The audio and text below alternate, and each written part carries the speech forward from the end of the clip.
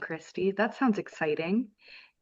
I think that is a great idea, though. If everyone wants to drop in the chat where they're coming from and what they're excited to learn about this evening, I think that would be a great way to get this started. And we'll just give everyone a couple of minutes to file in.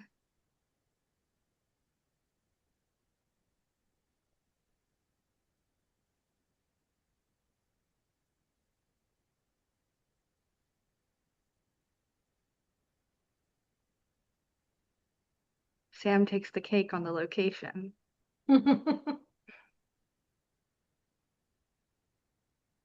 Ooh, Upper Peninsula.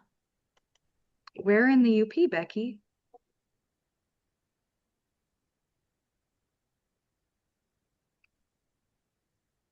Oh, West Columbia. Okay. I know where that is. Okay, maybe Angela takes the cake. She's currently in the Arctic Circle. Oh my goodness. Wow.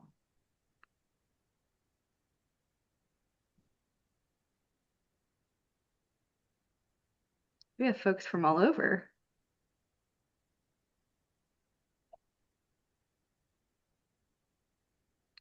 Phyllis says, hi, Hello, Sam. Phyllis. Yeah, I'm waving. Very cool. I think let's go ahead and get this party started. For anyone who is just joining, feel free to drop in the chat where you're coming from and what you're excited to learn about tonight.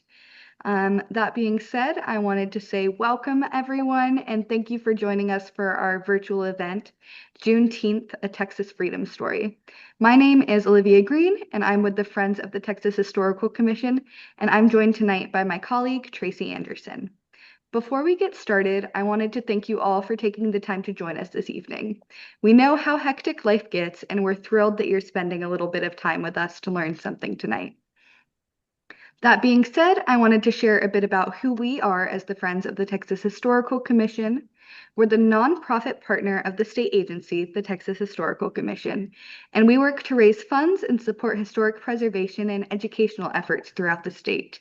If you'd like to learn more about our work and join us as a partner in preservation, please visit us at thcfriends.org. We're always delighted to make a couple of new friends. And if you have joined us tonight, we know that you have a passion for history and its preservation. If you haven't already, please consider donating and supporting our work as we partner with the THC. Your support gives us the resources to protect the real places and real stories of Texas. And we wanted to give a special thank you to everyone who has already supported our virtual event series. Your generosity makes these programs possible. And before we dive in, here are a couple of housekeeping notes. Please make sure that your microphone is on mute during the presentation, and don't be alarmed if you see Tracy and I coming around and muting any live mics. We'll have a Q&A at the end, so feel free to drop in any questions throughout into the chat, and we'll get to as many as we can. And then tonight's event is being recorded and will be posted to our YouTube channel in the next few days. And finally, if you'd like to stay in touch, please follow us on social media. We'd love to connect with you there. Tracy will drop the links to our accounts in the chat. And now that I've wrapped up my big housekeeping spiel, it is my absolute pleasure to introduce our presenters this evening. Sam Collins III has provided financial consulting services in Galveston County for 26 years as the owner of SLC Investment Services. In 2015, he was named Galveston County Citizen of the Year for his extensive work in preservation at the local, state, and national levels. A 1994 graduate of Texas A&M University, I won't hold it against you, Sam, and a lifelong resident of Galveston County, Sam currently serves as an advisor with the National Trust for Historic Preservation, representing Texas. He's actively involved in the national #TellTheFullStory campaign and was instrumental in the effort to recognize the Sugarland 95. Additionally, he serves as co-chair of the Levi Jordan Advisory Committee and was past co-chair of the Juneteenth Mural Committee in Galveston. Also joining us this evening is Ed Cotham. Ed is active in the preservation of Civil War and Texas historic sites. He is a former president of the Houston Civil War Roundtable, a volunteer Marine steward for the Texas Historical Commission, and one of the founders of the Friends of Sabine Pass Battleground.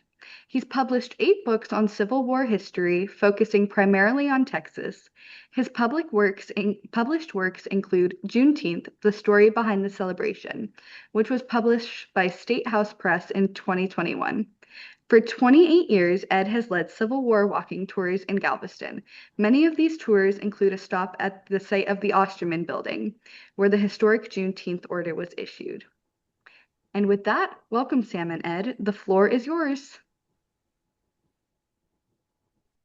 This is Ed. I guess I'll start by telling a little bit about the historical background of Juneteenth and the mural where Sam has as his background is the site of Ground Zero, which is in Galveston, where the Juneteenth order was issued. But let's go back a little bit. It's June of 1865. The Civil War is rapidly coming to a conclusion. Robert E. Lee had surrendered to U.S. Grant in April. We then had a sort of a parade of surrenders continuing west along the way. And the Trans-Mississippi region, which includes Texas, had surrendered in late May, and it was kind of confirmed by the date after that. But so the Trans-Mississippi area where Texas was one of the last major Confederate places to surrender. And what that meant was that there were a huge number of enslaved people in Texas. Texas had started the war with about 200,000 enslaved people, but during the war, as the Union armies moved throughout other places in the South, these enslaved people had been moved by their slaveholders west and into Texas. And we think there were at least an additional 50,000 that came into the state during the war, meaning that at the end of the war, there are at least 250,000 enslaved people in Texas. And unlike other places in the Confederacy, they did not have the luxury very easily of getting into an underground railroad situation and getting out. There were basically 2 options. They could row out to the federal fleet, which would not accommodate very many people, or they could go west and go over the border into Mexico, which a number of these folks did. But that's a long way and it's very complicated and difficult to do. So not as many of those people could escape as in other Confederate states. What that meant was that as the Union Army is moving into Texas in June of 1865, this is the last large pocket of enslaved people in the Confederacy. And so what happened here at the end of the war was going to impact a huge number of people, many of whom had never really had the luxury of freeing themselves at other opportunities in the war. So it's approaching June 19th, and the Army is going to decide to move into Texas. They prioritize first getting a number of troops down to the Rio Grande area. And the reason is that the Union Army establishment in Washington is concerned about French movements over there in Mexico. They want to get some troops down there on the border as soon as possible. For the Union occupation force in Texas, which will be called the Department of Texas, that is going to be headquartered in Galveston. And the person that's going to be sent to be the major face of the Union occupation effort in Galveston is Major General Gordon Granger. And he's the one that is often associated, in my judgment, quite wrongly, with what happens on Juneteenth. But he will come over and arrive in Galveston on the morning of June 19th, which of course we immortalize now as Juneteenth. But Granger and his staff arrive here in Galveston on that day, and it is a completely chaotic situation. And when I say complete chaos, it really was. You had huge numbers of people that had come back into the city that were trying to repair their partially destroyed homes and businesses. You had cotton bales coming to the wharfs that are ready to go out. You had huge numbers of people that were trying to do construction, so you couldn't get a hammer or saw anywhere, but you could hear construction going on everywhere. There was a shortage of water. Confederate prisoners were pouring back into the city from some of the battlefields in Virginia that had come in by ship. So Galveston was an incredibly crazy place. And just as Gordon Granger is going to get off the boat here in Galveston, they notice a number of other steamers and ships that are at Galveston that they never expected to see. And what had happened was that some of the forces that were supposed to go farther down the Texas coast had been sent on boats and it's just remarkable that this could have been so poorly planned, but they were sent on boats that had too deep a draft. They went too far down in the water to get into the shallow waters where they were supposed to discharge these troops. So there were a bunch of Union Army transports that were here they were just trying to figure out how are we going to get these troops ashore somewhere else. There were also some transports that were in really bad shape and they'd broken down and come into Galveston for repairs. So when Gordon Granger arrives here in Galveston, there's all this craziness going on. And one of the groups, remarkably enough, that is over there at a Galveston wharf is the 25th Army Corps, which is a group of black troops, a very large group of black troops that were here at Galveston on June 19th of 1865. So there are all these folks here. It is chaotic. Granger comes ashore. The two best buildings in town for a headquarters, the Henley Building and the 1861 U.S. Custom House, both of which still survive today, had already been taken by other forces. So Granger does the next best thing, and he goes over to a building called the Osterman Building, which is located on the Strand at 22nd and Strand, and it's where the mural that is pictured there behind Sam is today. And that is where they will have the first headquarters of Gordon Granger and the staff and the Army Occupation Force of Texas. And basically, as soon as they move into that building, they will issue 5 general orders. And these are, like they say, are very general. They're not defined to any particular unit or any particular person. They're just for general consumption. The first one is basically Gordon Granger signing a thing saying, I'm here and I'm now in charge. The third one is the one that we're most concerned about because this is General Orders number 3, which will become the basis of Juneteenth. Now, there are a number of myths about Gordon Granger and General Orders number 3 that I thought I would just go ahead and dispel right up front. The first is that there's this assumption that Gordon Granger signed General Orders number 3. He didn't. It was issued by a staff officer named Frederick W. Emory, who did sign the order. The second thing is that Granger wrote General Orders number 3, and we know that that is not the case. It consists of 4 sentences, the first of which everybody knows, which is it says that, in quotes, all slaves are free. The final 2 sentences are kind of embarrassing by modern standards. They basically say you're free, but you're free to stay exactly where you are, keep working for the same person, stay in the same place, and although you're free, don't go anywhere, we'll get back to you. And then in the middle, the second sentence is one of the really outstanding pieces that comes out of the end of the Civil War.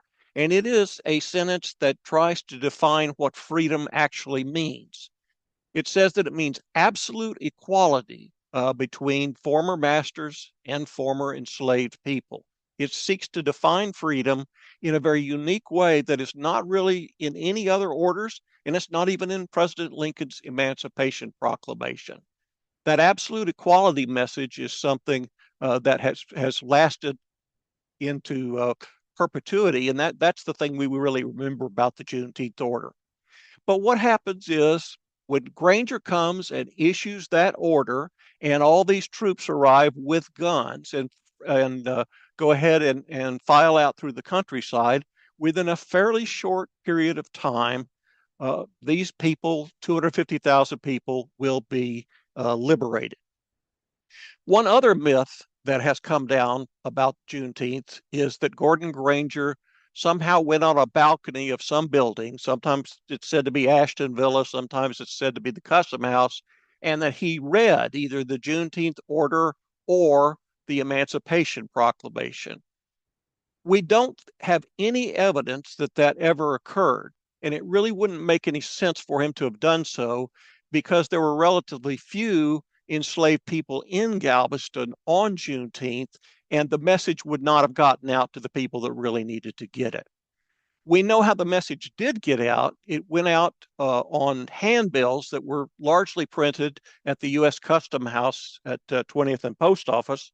And one of these handbills, remarkably, survives in the collection of the Dallas Historical Society.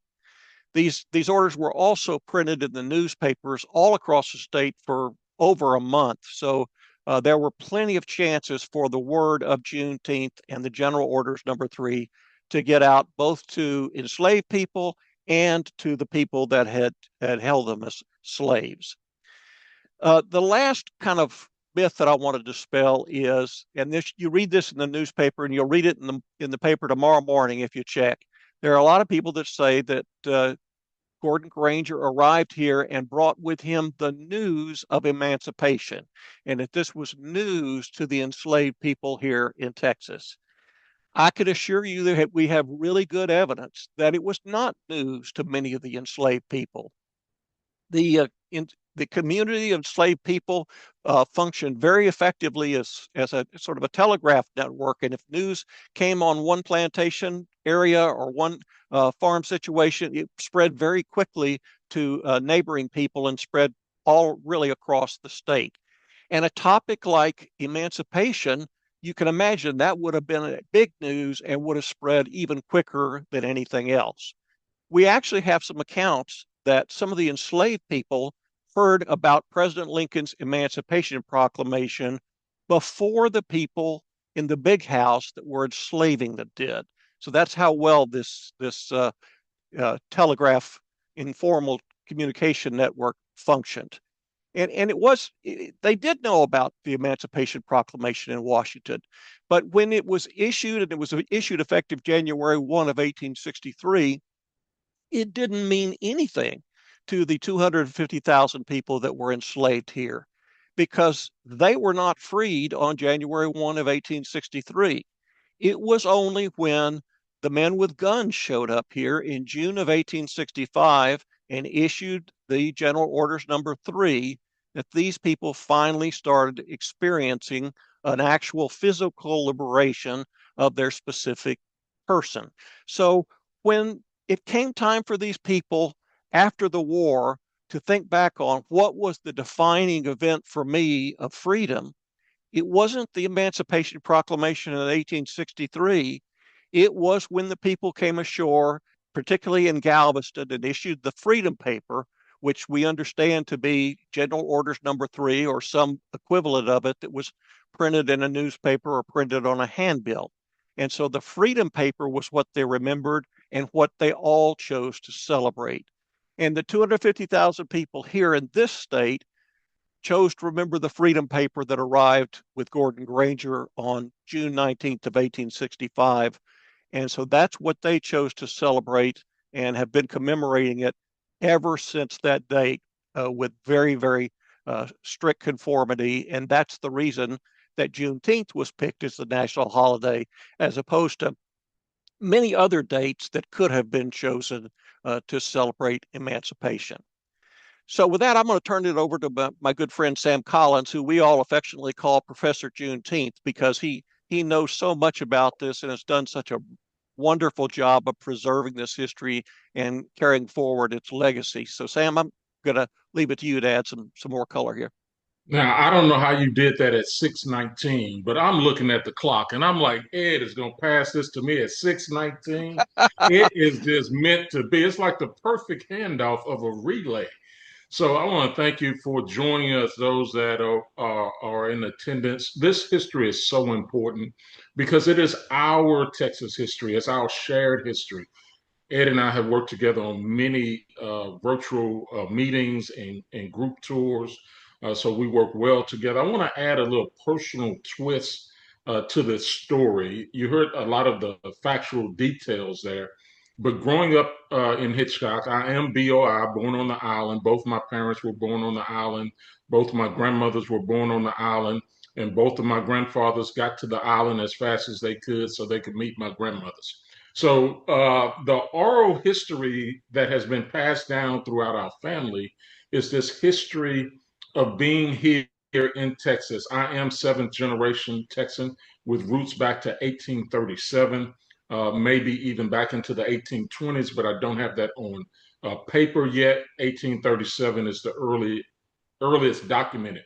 This oral history has been passed down in our family of the stories of those individuals that lived in the spaces before us. My grandmother is in her 90s, born in 1933, my maternal grandmother. And she had a childhood friend, attorney Faye Williams, who often states that it was not a piece of paper that freed the enslaved people, but the men with the guns. And that is a specific story that was shared with her by her paternal grandfather in Brazoria, Texas. That area, Brazoria, Texas, when Ed talked about Galveston not having many enslaved people, probably about 1,200. Galveston was the major slave port, but most of the enslaved people were on the large plantations further inland. So when you think 1,200 people out of 250,000, that's less than 1%, like half a percent of the people were in Galveston, but the majority of them were on these large plantations. So let's back up a little bit and see, how did we get here? Mexico outlawed slavery in the 1820s, like 1829. Texas wins its independence in 1836. At that time, there's probably about 5,000 enslaved people in Texas in 1836. Texas remains an independent nation. By 1840, that number grows to 11,000. By 1850, it's 58,000. So it's almost 5 times as much from 1840 to 1850.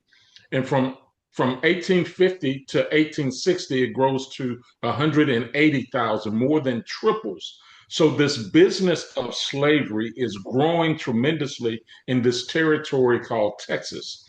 So Texas, and let me back up, they were independent for 9 years, became a state December 29th, 1845. So by 1845, now Texas is part of the United States of America. 16 years until 1861, actually a little over 15 years because it was December of 45. So they were going into 46 and they became part of the Confederate States of America in 1861. So 15 years as part of the United States. And this is very important because many people thought Texas would never surrender and even possibly go back to being its own nation. So people were trying to move their enslaved people into Texas, thinking that Texas would never surrender. And again, as Ed had already said, the news was not late. Lincoln's Emancipation Proclamation was signed in September of 1862 to go into effect on January 1st, 1863. There was a Battle of Galveston, which Ed has an excellent book about, in which the Confederate Army took back control of the island, therefore delaying enforcement for 2.5 years, not information. And during that battle, there were several Union sailors and individuals captured, and there were free people of color that were working with the Union that were also captured. The people of color were actually sold into slavery, while the white prisoners were prisoners of war. So there was a distinct difference between those that were captured at the Battle of Galveston, what happened to them.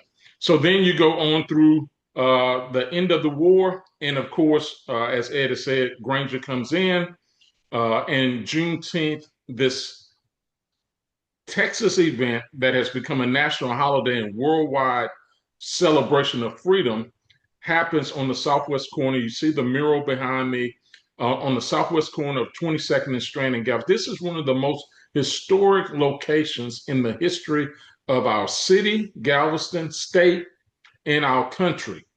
Oftentimes I hear people say, well, why not just celebrate the 4th of July? We do celebrate the 4th of July.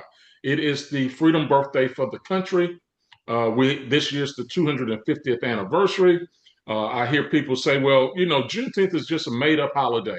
Well, this is so great. This is a softball question for you. So the next time someone tells you Juneteenth is a made-up holiday, say, you know what? Every holiday is a made-up holiday. Before it was on the calendar, it had to be made up. Before the event happened, there was nothing happening. What happened on the 4th of July, 1692? What happened on the 4th of July, 1438? What happened on June 19th, 1333? We don't know. If you do, you're a better historian than me. But the point is, it's not until a major event happens and they say, well, all people were not free on June 19th. You got the 13th Amendment. You have the 5 treaties signed on June 14th, 1866 in the Indian Territories. Absolutely true. But what we did as a country when we marked Juneteenth as a national holiday, it gives us a platform to talk about this shared history. Maya Angelou has a quote: history, despite its wrenching pain, cannot be unlived, but if faced with courage, need not be lived again. So, what we are doing by expanding the narrative and talking about this history is to make sure that we don't repeat the mistakes of the past. So, just like with the 4th of July, the United States was not a country on the 4th of July. Matter of fact, they actually voted on July 2nd.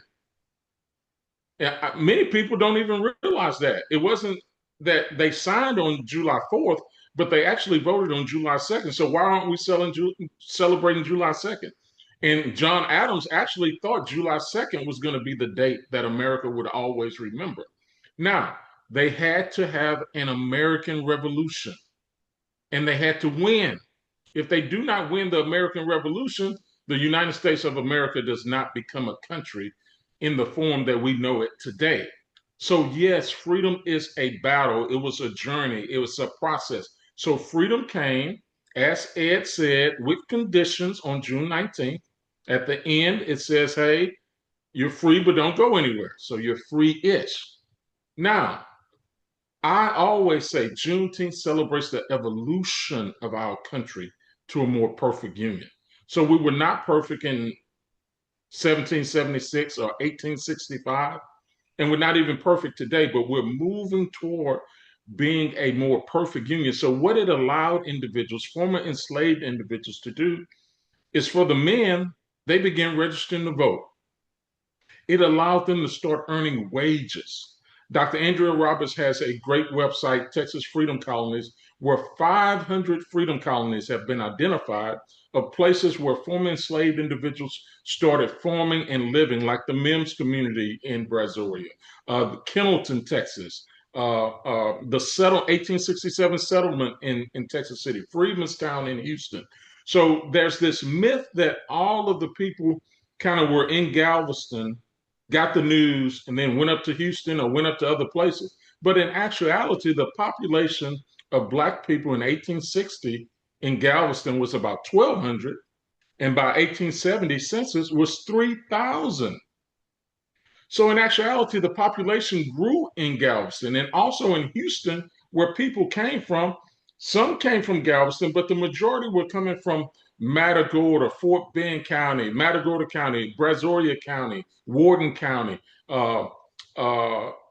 and other surrounding areas of Harris County, moving into Houston. So that's an important part of the narrative. And when I was growing up, I had a friend, and we could walk down the street to each other's house.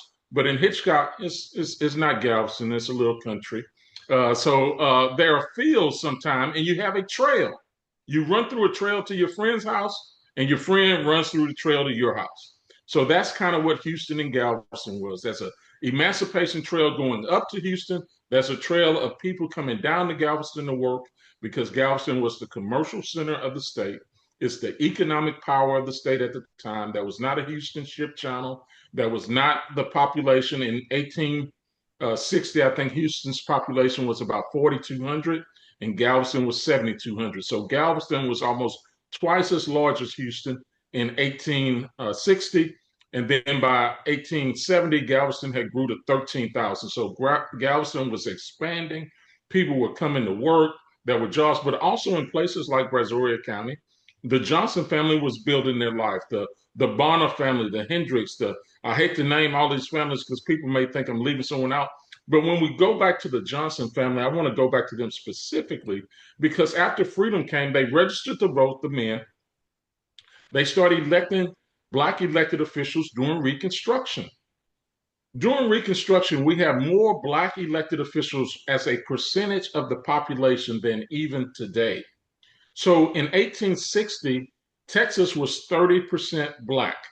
There were 600,000 people, 420,000 free white people, and a very small number of free people of color, and then 180,000 enslaved people. Now, I also want to acknowledge the indigenous people that were living, that were not counted in the U.S. Census, because the U.S. Census is only counting U.S. Census citizens or United States citizens and enslaved people in 1860. And then as this population grows, it's starting to count more people, but it wasn't counting all the people in the territory. So we want to acknowledge the people that lived in these spaces even before 1776 or 1619 or 1528. There were human beings living in these spaces for tens of thousands of years. It's our chance to occupy these spaces. So I want to make sure that we acknowledge them in their history. So the population was 30% Black in 1860. So immediately these individuals start registering to vote. They start building churches, homes.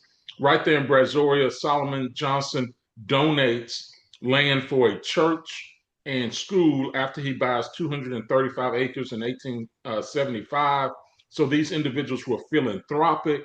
They were religious. They knew education was important. Matthew Gaines, a state senator elected in 1869.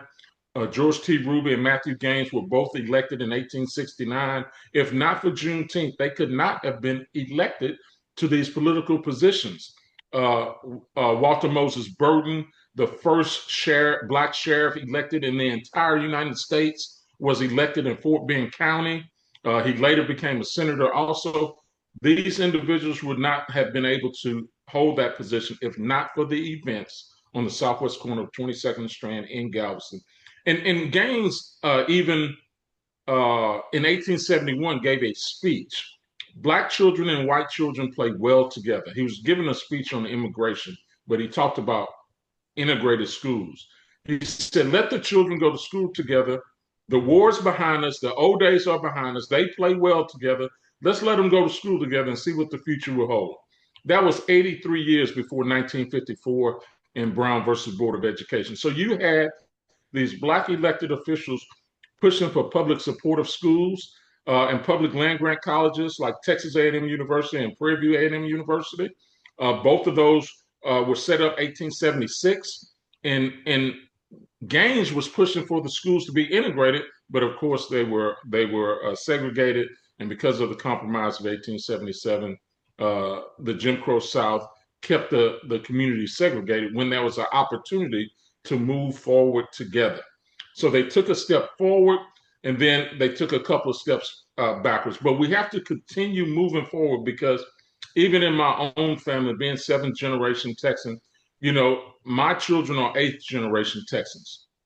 I have a daughter with a master's degree, a second daughter with a doctorate, a son with his engineering degree, and my youngest son, he's a gamer. Just like many of you have teenagers or grandkids or young people, they like to play video games. So my 17-year-old is still trying to figure it out. But I told him me and his mother have a formula. Education is upward mobility. Education helps you move out of our house. So you got to get your grades up, son, because we're trying to get you out of here. But the point is, education allows all of us to become better, to become light in a dark world. So these former enslaved individuals knew that education was important, and they pushed their children to be educated. They pushed their children to work in these communities because in General Order number 3, it says you will not be supported in idleness, either there or elsewhere, the last sentence. And I was trying to think, when were they ever idle? They were always doing the work. So they had the skills and talents, and they were ready to go to work. So I've talked about 15 minutes. I started at 6:19. I want to make sure we get question and answers. As you can see, I'm a little shy. I don't have many words, but me and Ed are going to do this together.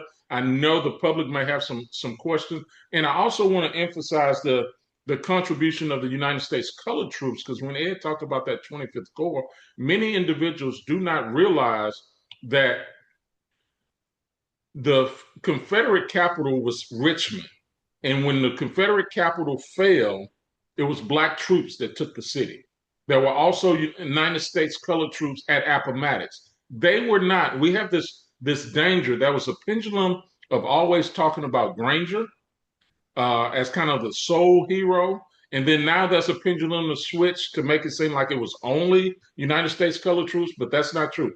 It took everybody that was fighting under the United States of America flag, that were patriots and trying to hold the Union together and trying to help expand freedom to 4 million people that had been in bondage against their will. So we want to have a good open conversation, answer your questions. If you don't ask any questions, Ed and I could get back on it. As you can see, Ed has a lot more books behind him than me, but we can go at it. Well, that was just great. I think we already have a question in the chat from I think Ed Sharon. was about to add something right before you asked the question from Sharon. I was just going to make one point. If you look over Sam's shoulder, you see General Granger signing General Orders Number 1, which he did do. But one thing I want to point about that is sometimes we think about Juneteenth and we say, all right, this order was issued and that's the end of it, and then freedom came. We don't really think about what that actually meant for the people that were affected by it. If you went out of Galveston to some of these large plantations, like the ones that Sam is mentioning, you've got to remember that there is a slaveholder there who used to have a considerable amount of his wealth, maybe 80, 90% of his so-called wealth was in the form of his property, which included a large part of it was these enslaved individuals. That is evaporated by this order. So all of that has gone away. These people are now much less wealthy than they used to be. Not only that, but the currency that many of them had, the Confederate currency is now worthless. The economy is in shambles throughout most of the state. So those people are in really bad situations. The Juneteenth order says, all right, you're not slaves anymore. You're now hired employees. Well, how is this guy that's just been impoverished going to pay these new employees? And what is a wage that somebody like that should be entitled to? How are those wages going to be set? How is all that going to be figured? And you're not going to have those crops come into later. You're going to have a whole new system of labor come up about that. And it's not just the people that are affected like that. The slaveholders now have no particular incentive to take care of elderly people or sick people or very, very young children. And so some of these people have to fend for themselves.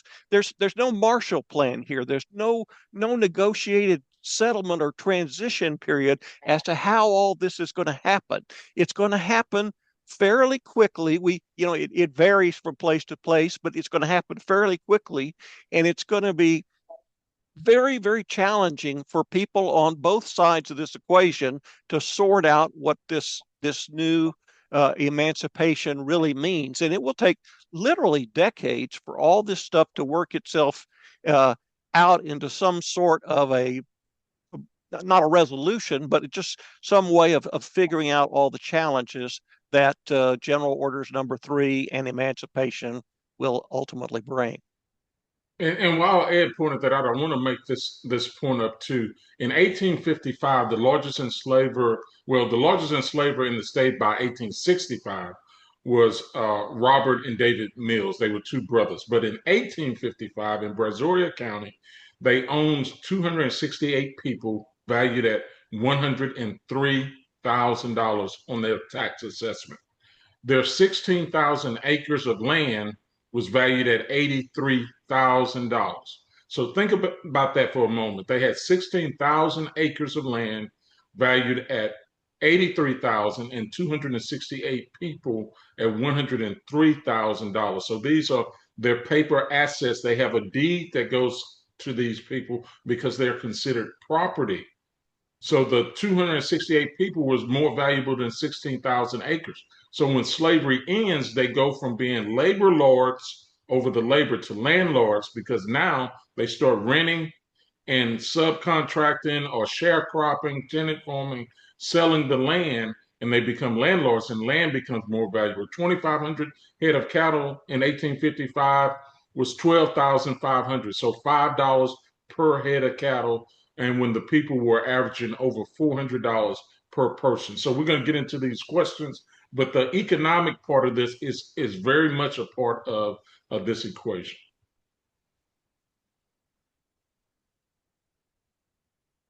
Well, let's go ahead and rock into the questions. We have quite a few, so if you have any questions, feel free to drop them in the chat or feel free to come off mute. We want this to be sort of a casual conversation with Sam and Ed. But I'll go ahead and kick us off with Sharon's question. She's asking, how long did it take for word to reach the entire enslaved population? Well, I'll take. Well, You yeah, want to go take ahead. it, Sam? You go ahead, Ed. Okay, well, it varies for a lot of these people. I mean, some of these people got it within a couple of days or a week. Some of these people, in far off areas, it may have taken a month or so. And then we do have some anecdotes of people that were kept completely ignorant of this emancipation and may not have found out about it for 9 months or a year, according to some reports. But by and large, I would say of the 250,000 people, we think that the vast bulk of these people were liberated, within a month or two.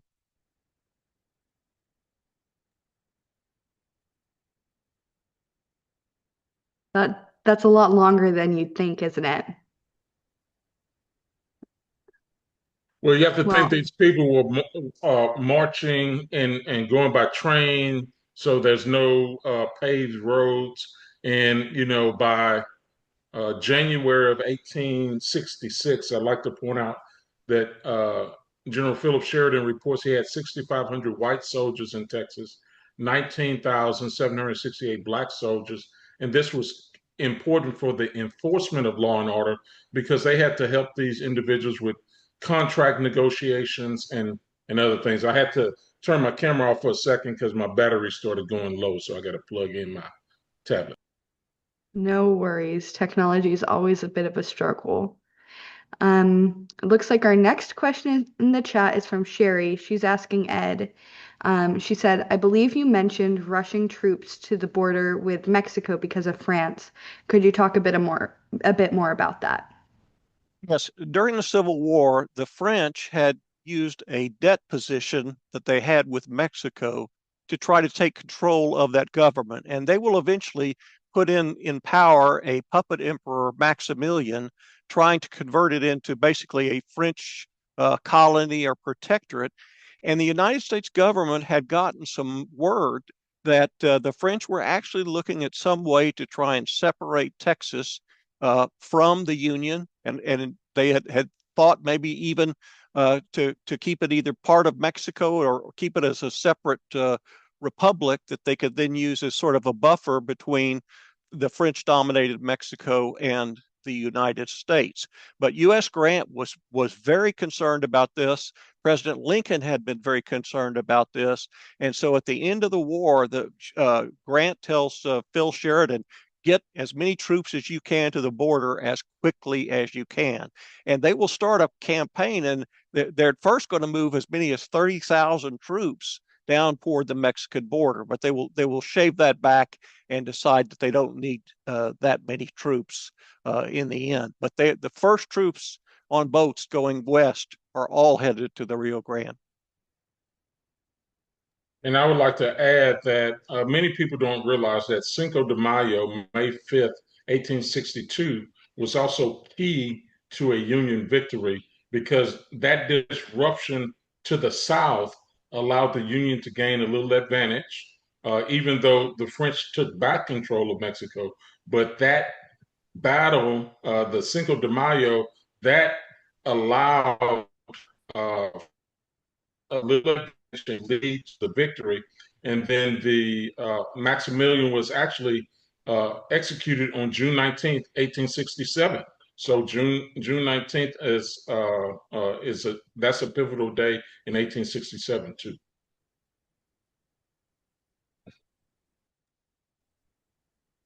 Looking at that June 19th date, Adelina is wondering when, after that specific date, were folks allowed to leave Texas to build a new life for themselves or their family in another state?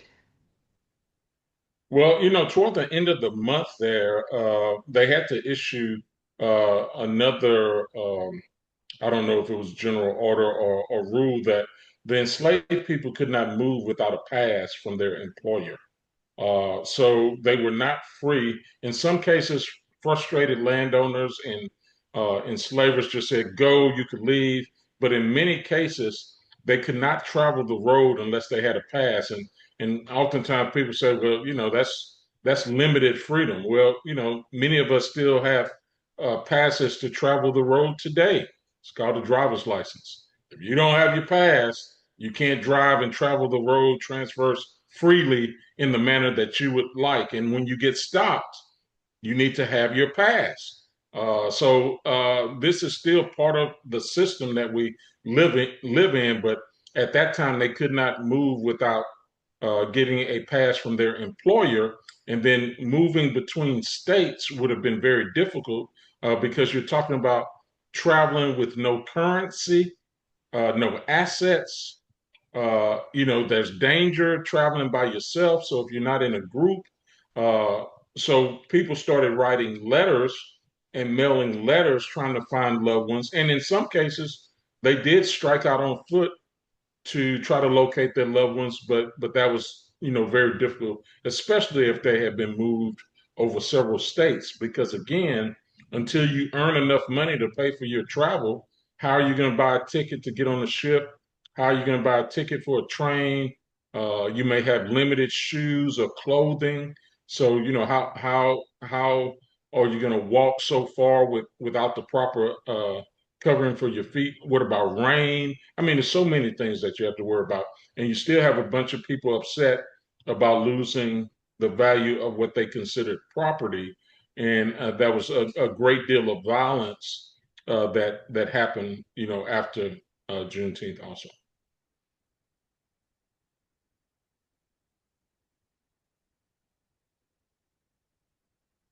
You're muted, so we can't. I was muted. I'm sorry. Thank you so much for that, Sam. The technology can't always be on my side.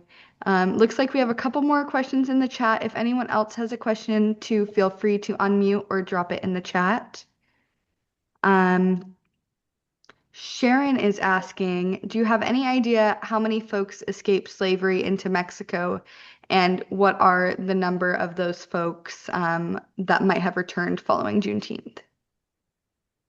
We don't have an exact number, but people definitely ran south to Mexico. There's a great book, South to Freedom, that you can get to read about that.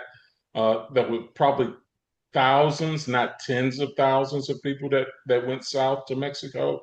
Um, some of them did return. The exact numbers I couldn't give you, but many of them stayed across the border and established towns. I think it's not. I know not a pronunciation. I'll find it out and get back to you about the city where they still have Juneteenth celebration. I think it's Nacimiento de la Negro or something like that. But we can find they still have Juneteenth celebrations there today. And there were Black Seminoles that also ran south to Mexico from Oklahoma. First, they came from Florida over into Oklahoma, and then down from Oklahoma into Mexico. Black Seminoles, former enslaved people that had lived with the Seminole Indians too. So that was part of that history. There was definitely a flow of people across into other states, particularly in the adjoining states, into Louisiana and places like that. And that's one of the reasons that Juneteenth was celebrated in some of those communities. They were basically expats from Texas that had gone over there and chose to continue celebrating Juneteenth as their personal freedom celebration. Thank you. Phyllis is wondering who created the first payment structure? Well, I don't know that that was a one group or people. They were trying to figure it out, and the government was negotiating contracts. So we do have Freedmen Bureau records where individuals are making from $5 to $8, depending on age and skill. I think the most that I've seen is about $15 a month. So they're getting paid, but then they're also having to pay for uh, rent. They're having to buy equipment. They're having to buy seed. So if you're getting paid $12 a month, but you have to pay $8 to live there, that only leaves you about $4. And if you have to buy clothes and other things, so there was this system. Okay, we're going to pay you, but then you got to buy from the local store or you got to buy from a local company, and that's a way of getting that money back. So you're kind of captive on the plantations with the tenant farming and sharecropping. But there's also people that were willing to sell land. And this is important because if there had not been good people willing to sell land to the former enslaved, they wouldn't have been able to start their own farms and their own homes like the Johnson brothers, Solomon Johnson, Pendleton Johnson, Jerry Johnson. They all owned land. Solomon was the first to buy 235. Charlie Brown, there in West Columbia, was the largest landowner and largest taxpayer. It was a black man named Charlie Brown. You probably heard of Charlie Brown, the comic strip, but there was a Charlie Brown in West Columbia that was a millionaire and the largest landowner there. And he would not have been able to buy all that land if there wasn't someone willing to sell it to him. So there were instances of where communities worked together. Historic property that I bought, Stringfellow Orchard. Mr. Stringfellow paid his men $1 per day. He had 30 black men working there. And when I say his men, I just mean employees, not ownership of his men. But the going wages were only 50 cents per day at other large farms in the Galveston County area. And Stringfellow was accused of ruining the labor force by paying his men $1 a day. That was double the wages. So whatever your average wage in your industry, think if you doubled it, if that would make a difference in your life. The economic impact of that is still being felt by descendants that are still benefiting from the money earned in the 1880s and 90s working at that orchard because he had more social pressure to pay less, but he paid more and he had the most successful orchard. So we need to highlight the stories of these people working together in communities like the Johnson family there in Brazoria, like the Stringfellow and the people that he worked with, and in other communities where they found a way to live and work together and build their communities together. Could you talk a little bit more about the historic implications of that land that was then sold to the formerly enslaved people? Yeah, so when we think about the Homestead Act and how people were given thousands and thousands of acres over time, that land became generational wealth, right? So these individuals were given land grants. Individuals that were encouraged to help settle the West and given the former enslaved people were not given anything. They had to pay and earn it. And that is a distinct difference between many individuals that were not able to benefit from these free land grants. And even other public programs, when you talk about GI Bill and benefits from being in the service, many former enslaved individuals and people of African descent have fought in these different wars, but have not always been able to benefit from the government programs that allow you to get more education or allow you to get free land grants. So they had to work and pay for it. And if they missed a payment or if they got behind, many times those things were repoed and they had to start all over. So even with the Great Migration, people left the South trying to go north looking for a better life, but they found in some of those cities very complicated financial situations where they were stuck in another type of debt bondage and unable to work their way out. They may have stayed in a house for years, paid on it, and then unable to pay for a few months because of a job loss, and they end up losing all of the equity. So that was, a big problem also. And there were millions and millions of acres lost from Black families and Black farmers over the years that have been sold. And of course, they lost a lot of their mineral rights with negotiations, not knowing that these things had been separated, the surface rights and mineral rights, and people convinced them to give up their mineral rights, which could have led to much wealth for generations. In a similar vein, Donna is wondering if you could speak a bit more about the idea of 40 acres and a mule and what that means. I have a whole chapter. I have a whole chapter in the book about that. That's William Tecumseh Sherman and his march through Georgia and then the Carolinas. And what had happened during this period when he's basically going through and cutting huge swaths through the Confederate heartland agriculturally up there. A lot of these white owners had left their plantations and left a lot of their enslaved people behind. And so Sherman looked over there and said, these things are not being productively tilled. Here we've got people that need to be supported in some way. And so he came up with this idea of allowing them to have 40 acres that they could farm on their own. Now, the mule thing was just they had a lot of excess mules, and he was going to also give them a mule as well. But Sherman didn't have any power ever to actually give title to the land to any of these people, and he later testified to that effect and convinced Andrew Johnson of that effect. So that's something you hear about, but it never happened in Texas that way at all, and it's kind of something that's come down historically without much substance. Sam, you want to say anything more about that? Yeah, again, for many of the former enslaved, they just had to earn money and purchase land, but there had to be a white landowner willing to sell them land. So I have family in Sealy and San Felipe. My great grandmother, born in 1907, she lived to 104 in 10 months. Mama dear, she says when she was growing up in Sealy, her grandfather had rent houses and land, and she really didn't get poor until she came to Galveston.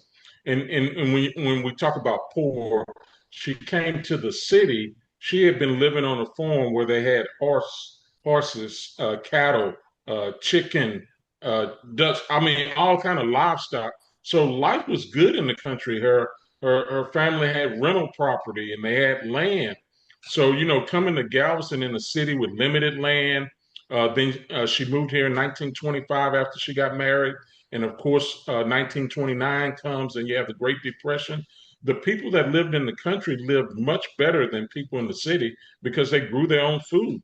So while it was a depression, they was able to be self-sufficient and they survived better. But with regards to the 40 acres and the mule, it became more of a myth of something that was a broken promise, but it's really not a broken promise because, as Ed just stated, he didn't have the authority to give away the land. He didn't have the deed. He didn't own it. The government hadn't come in and made that decision. So what he saw is that the land was not being worked, and he needed to get it to somebody to get it tilled and get it worked. And there was a former enslaved man that kind of I can't think of his name, but I've heard the story that he kind of figured that they were probably going to take the land back. So he had people come with him and cut down all the trees and then sell the trees, sell the lumber. And the money they made from selling the lumber, they then took later and bought land. So again, we're not talking about ignorant people. These are intelligent people that were figuring out ways to survive in a very hostile environment. So they were figuring out ways to live and prosper in this climate. So that's just one example of one thing that was done to survive, and I thought that was a genius. I'm like I wouldn't have thought of that. Cut down all these trees, sell the lumber, and hold on to that cash because you're going to need it. And that's what he did. I wouldn't have thought of that either. That's some great foresight. We have time for a couple more questions. So Sandy is asking if you could describe a bit about the celebrations at Reedy Chapel, both on June 19th, 1865, and then the celebrations that are planned there tomorrow, and talk about how that space is a key moment in this history.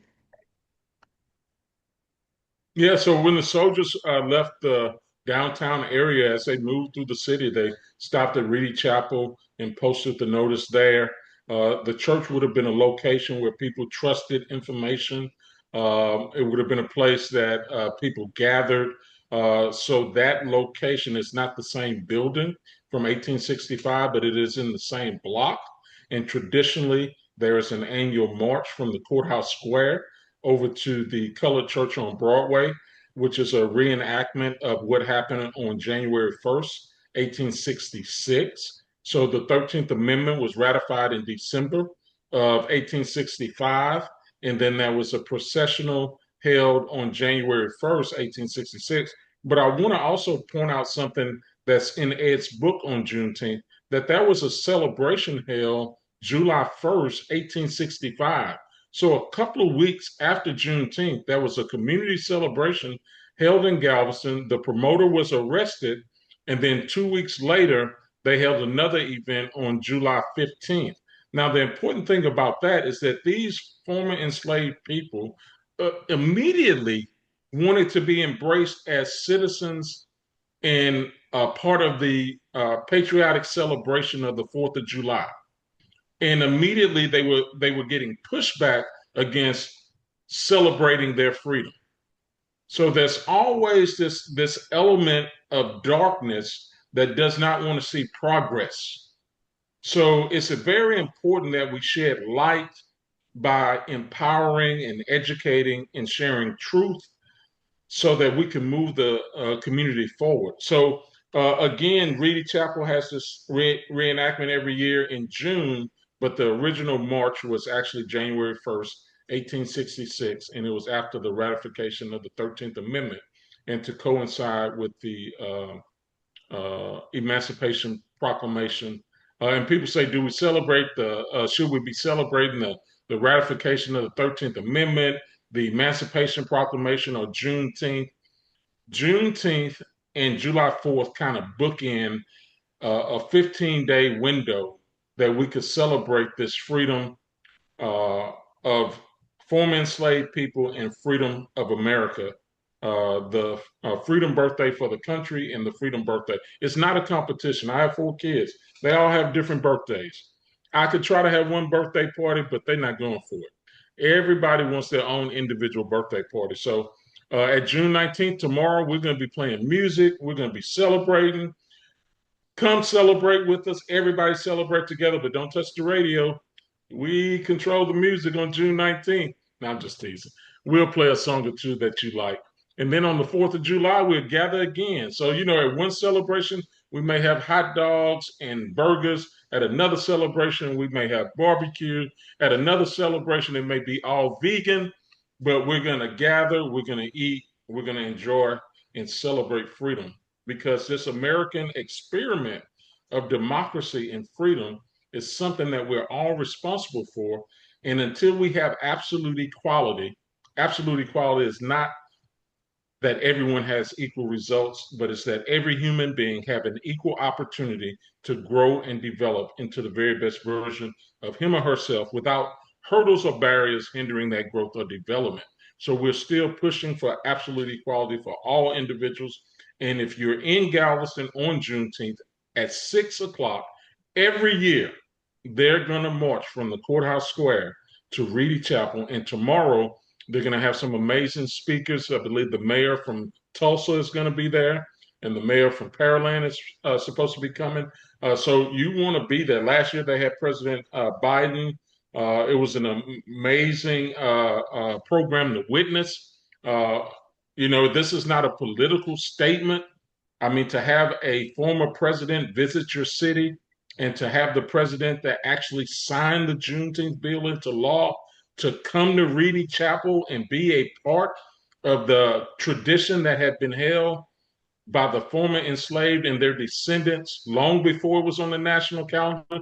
The important thing to me about Juneteenth is that the former enslaved and their descendants chose June 19th as their Freedom Day long before it was on the calendar for the state and long before it was a national holiday. And it was actually first proposed as a state holiday by State Representative Robert Evans from Navasota in 1879.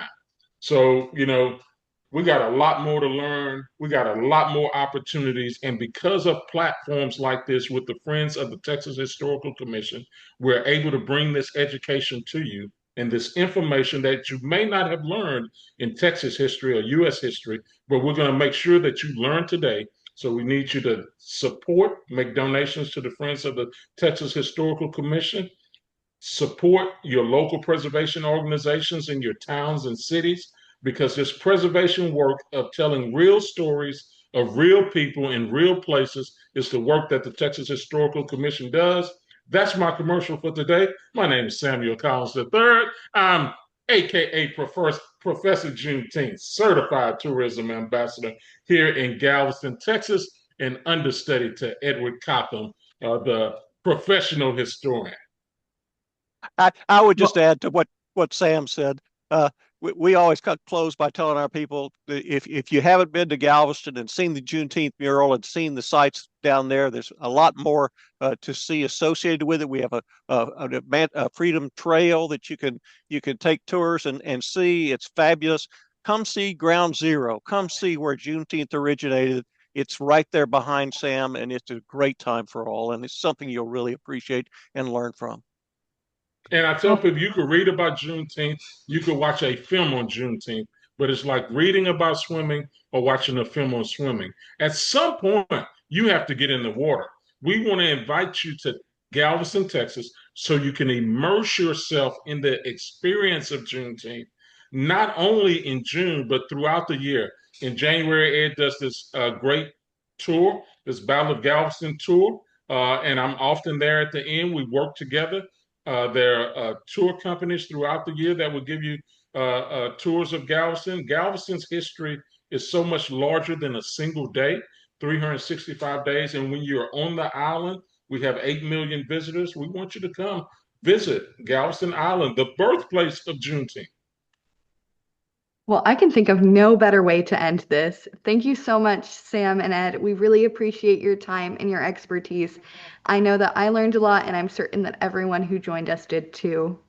For our next event, if you would like to join us again, we are hosting another virtual event on July 16th called Stars, Stripes, and States, a look at the flags of our nation. So we hope you'll join us there. But once again, thank you, Sam and Ed, and we really appreciate your time. And good night from all of us here at the Friends. Have a great evening, everyone. Thank you for a great program. Thank you. Good night. Happy Juneteenth. Good night. Happy Juneteenth, Sam. Happy Juneteenth, Ed. You too. Bye, everyone.